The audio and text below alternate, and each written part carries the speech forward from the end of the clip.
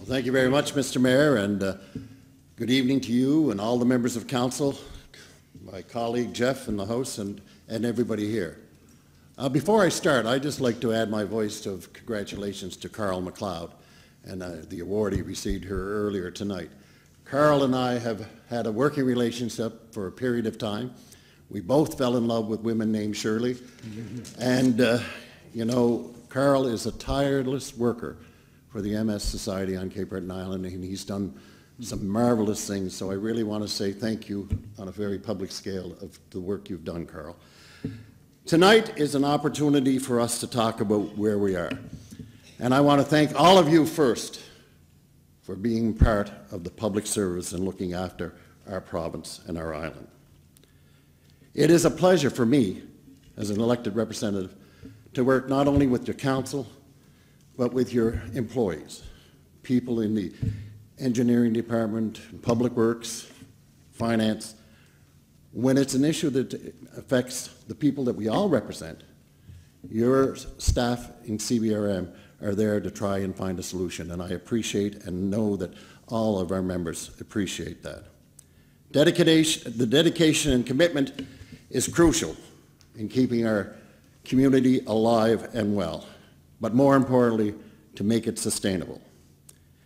And as Jeff has said in his conversations earlier, CBE issues, Cape Breton issues, they don't have a political stripe. It's about doing what's right for the people that we all represent. Because at the end of the day, it is the same people that you represent that we represent. And that's why I'm so pleased to have this opportunity to talk to you about where our progressive conservative plan would go to make Nova Scotia, and in particular Cape Breton, stronger and more prosperous. When it comes right down to it, our plan is very simple.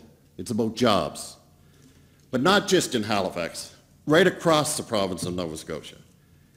Jobs broaden the tax base for municipalities. They spin off new businesses and new vibrancy. Our Rebuild Nova Scotia Fund will put thousands of Nova Scotians to work, helping to rebuild our crumbling infrastructure. Our plan will twin most of our dangerous roads with no tolls. Connect all parts of Nova Scotia to high-speed internet, because as we all know, in this day and age, people can work from home and make a difference in the economy and still enjoy the most beautiful island in North America. We will invest in rural roads. One of them would be the new Boston Road. And we will help to clean up the environment and enhance our communities. One of the things that I look forward to doing is working with you as a council and with overall here in CBRM to develop a local charter, because we are the second biggest community in this province, and we deserve to have more direction in where we're going. A progressive conservative government will reinstate a workable film tax credit, doing that in concert with the industry. This municipality has benefited greatly from this tax credit in the past, and it has brought international development to our island. And that's what we need. We need money from outside the community, outside the province, to be invested in our communities. With our plan, we will collaborate with municipalities to share tax royalties from new provincial resource development, like the Duncan Mine. That money should be coming back to the area and be used in investments in infrastructure. And of course, we will do all this with a balanced budget while anchoring the province's GDP ratio at the current level. Now, we also recognize that strong, healthy municipalities are crucial to what our vision is for a better province. More than 10,000 Cape Bretoners do not have a family doctor. Last week, a respected vascular surgeon said unnecessary amputations were being performed on the island because of a lack of specialists. Emergency rooms at all 3 Cape Breton health facilities were closed on the weekend. And Cape Bretoners, the people that we all represent, they had to wait and have to wait 354 days to access mental health services. Place Bay residents in need of a cataract surgery wait 319 days for a consultation, and a further 230 days before the procedure can take place. A wait period of over 1.5 years. We know all these challenges have a trickle-down effect on this municipality and on our people.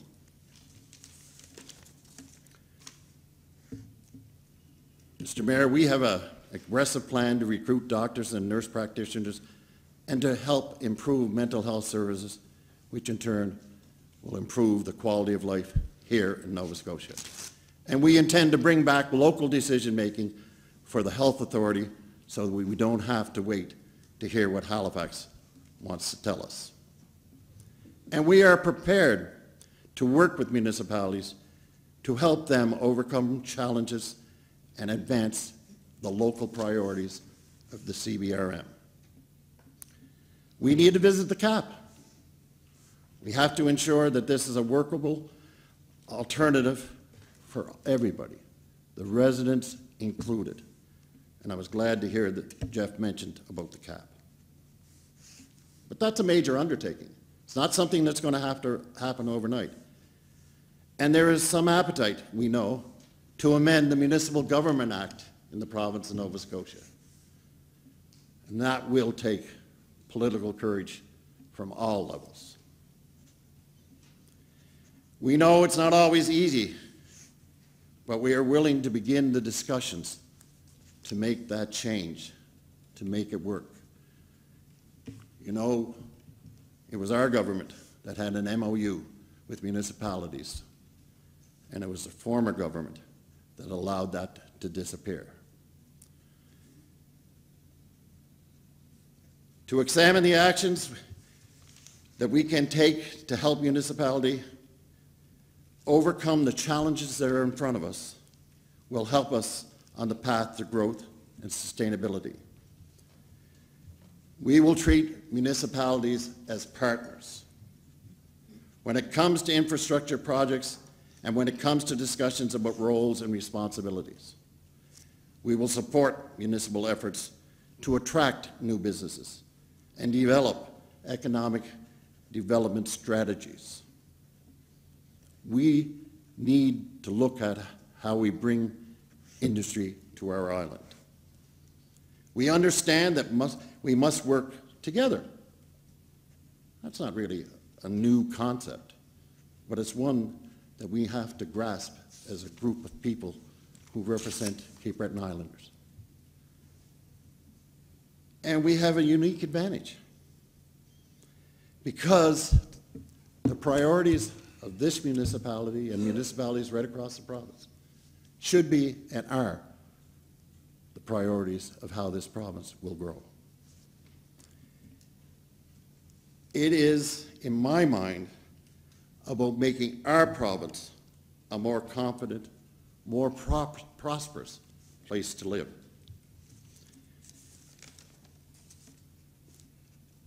I want to go back just for a second, if I could, to the CBRM Charter, because we support this to the fullest extent. I've risen questions about it in the House of Assembly. We need to make sure that it starts with the ability to lease land. We need to know that we are moving forward on tax policy, on planning, on economic development matters. These are the kinds of things that will make us successful and prosperous. The second birth, it's a great opportunity. An opportunity for all the island, not just the CBRM. We see many tourists coming, traveling to many parts of Cape Breton Island, and the second birth will only make that more enhanced. One of the questions we have to ask ourselves, though, does the port have support it needs to market what we have to offer? That's where the province can provide support. And that's what the Alfie report has said to us. Downtown revitalization. Well, anyone that's been to Halifax will get a sore neck looking at all the cranes that are working up there. Well, I have to say, we need to work together to spur private sector investment. And I believe it's our turn for some of this investment to come to the CBRM. We have showcase facilities like Centre 200, like the Savoy, and they all need help to develop, to last, and have longevity in our future. And we as a province should be right there with the municipality, pushing this forward with the federal infrastructure dollars. The Alfie report talks about leadership. All of our areas, elected representatives should visit in this room. And when Jeff gave his presentation, he gave some prime examples of how that can happen, has happened, and needs to continue to happen. We need to work together because it's about Cape Breton, it's about the people that we all represent. And this is a should be, and if we push hard enough, will be a priority for all levels of government.